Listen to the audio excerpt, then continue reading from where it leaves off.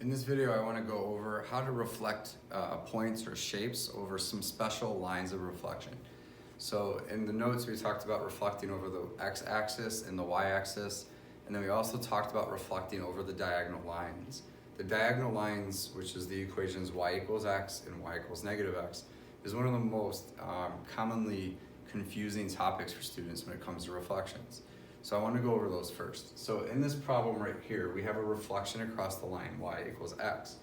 So let's first talk about what that line does. And so in this case, we have to go back to the equation we talked about in Unit 1, y equals mx plus b. So in this problem, the m is going to be 1. Even though there's no 1 there, we assume it's 1. And the b value is 0. So if we were to graph this line, we graph 0 because that's the y-intercept, and then we use a slope of 1 up and 1 right. And then we would have to go backwards as well for this particular problem. And so by doing that, we now create a line of reflection. And there's two ways we can reflect over a diagonal line. One way is to count diagonally the corners of each of the boxes. So for example, L is one diagonal from its line of reflection. So its prime is going to be one coordinate on the other side. Okay. All right, M is 1, 2.5 diagonals. So half, 1, 2. Okay, Q is 1.5. So it's going to be half and 1.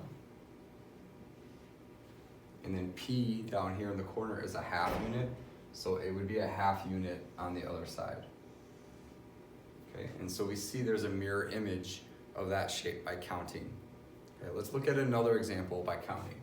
So in this equation, this is y equals negative x. So the b value, the y-intercept is still 0, but now the slope is negative 1. Because the slope's negative 1, we go down 1 and to the right 1. And so we end up with a line of reflection like so. Okay, so we count diagonally. So if we start here at J, it's a half unit. So J prime would be a half unit on the other side. T is 1.5 units. So this will be a half and a 1. Okay. A is one diagonal. So A prime is going to be one diagonal on the other side. Okay. S is 1, 2, 3.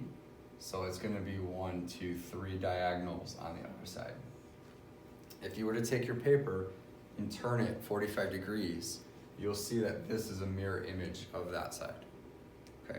So that's how we count diagonally with these two lines. So I explained how the line is created, and I explained how to count diagonally. Now let's talk about a second way to do it, and that's by using rules, using the coordinates.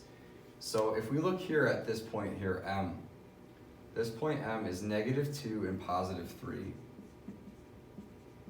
And if we look here, we counted 1, 2.5, half, 1, 2.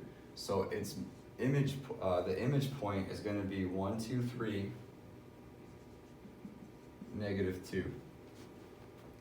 So if we look at the original and look at the image, what do we notice happens? The original x value is in the second spot on the image, and the original y value is now first. And so if we took the original x and y values, right, and we reflected it across the line y equals x, what would happen is the original y would go first, and the original x would go second. So this is the algebraic rule. So let's do one more example on this.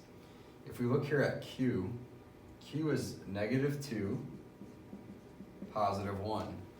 So if we were to switch the coordinates, it would make it 1, -2. And so if I go over 1, -2, is that where it comes from? Yes, that's exactly the same point. Okay. Now with this line of reflection, it's going to have a different rule. A rule still works, but it's a different rule. So let's look at T, for example. 1, 2, 3, 4, 5. T is 5, -2. And if we look over here, the value for T prime is going to be 2, -5. So what happened in this case? The original x value goes second, and it changes signs. So what that means is that we're going to do what's called the opposite of x. So whatever x was, we're going to do the opposite. Because x is positive, it becomes negative. Right? Now the original y is -2, and it becomes a +2. So we're going to do what we call the opposite of y. So in this case, -2, the opposite of that is a +2. And so that's how we get those points. So this rule goes for the equation y equals -x, and then the rule yx goes for the equation y equals x. All right, two more special circumstances. One is a reflection across the line, x equals -3. Now in this case, x could be any number. And in this case, x equaling to any number is going to be a vertical line. So what we do is we first plot that point on the axis of that equation.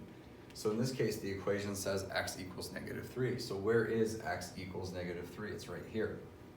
So we go 3 to the left. Then we draw a vertical line through it. The vertical part you have to know, right? So I can tell you how to graph it, but people sometimes get it incorrect. All right, so now what we're gonna do is just count. So W is 1 unit away, so W prime will be 1 unit on the other side.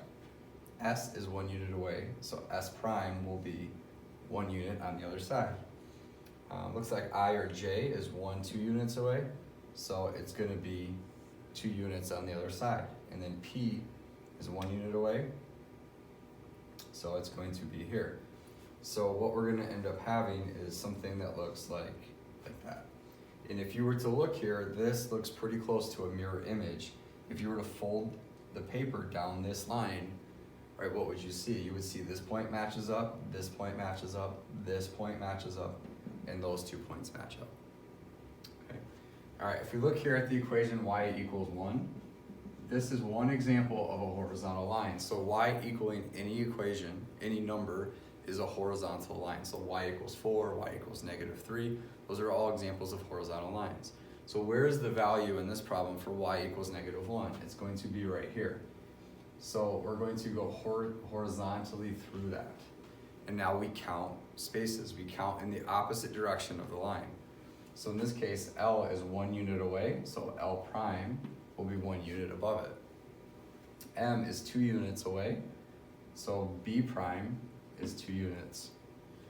Okay, L, or I, it looks like I is 3 units away, so it would be 3 units on this side.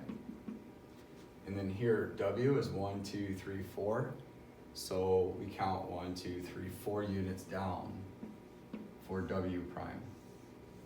And then we have our shape. And if you were to turn the paper sideways, or turn your head sideways, you'll see that this is a mirror image of itself.